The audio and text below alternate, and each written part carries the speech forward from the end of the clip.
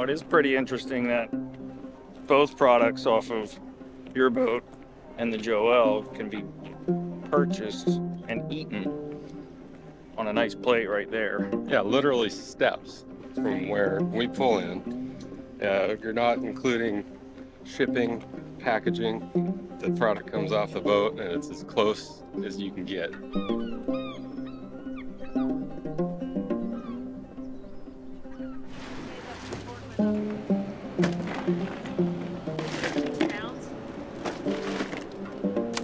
If you buy a fish that's processed in China or caught in Alaska, frozen, and then brought down in container ships, there's a lot of carbon footprint, not only the catching, but the transportation.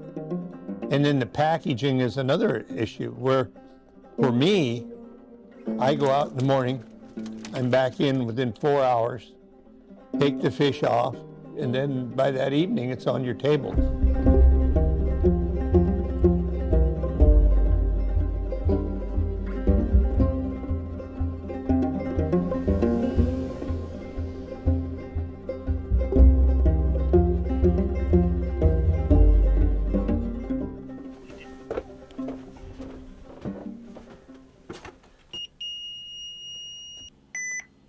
Before the advent of the GPSs and knowing where you were at easily, your coordinates, they were all figuring out where they were on paper charts. I mean, you had to carry these paper charts back in the day. I just haven't taken them off the boat.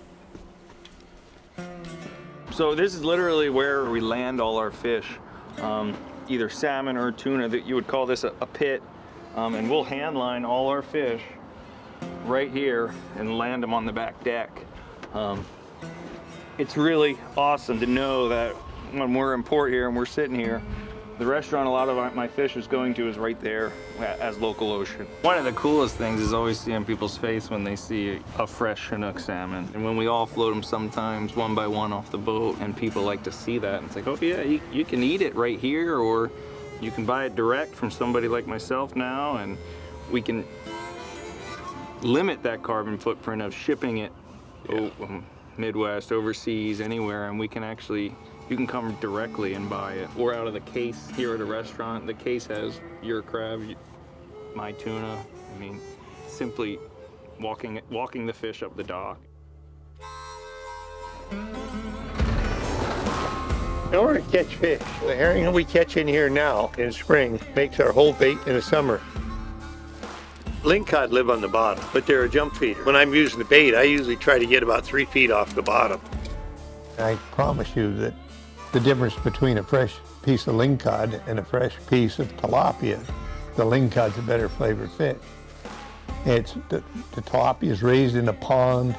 It's fed all kinds of different things. The ocean is a place where lingcod mostly eat live bait. That's one of the challenges to me being in a fishery, is just to make the bait look as alive so the lingcod will bite it. The best bait is the freshest.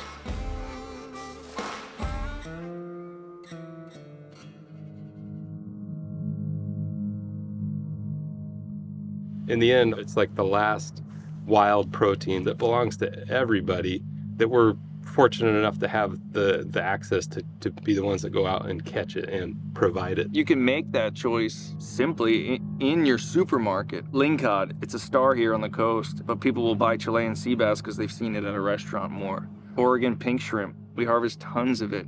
It's one of the first MSC certified shrimp fisheries. But people will go to the store and they'll see tons of these. Bigger, they want a bigger shrimp, but they're all coming out of farms in Asia. And then those farms, what are those farms feeding those shrimp? Yeah, what are they feeding them? How are they being harvested? Yeah, how are they? Who's harvesting them?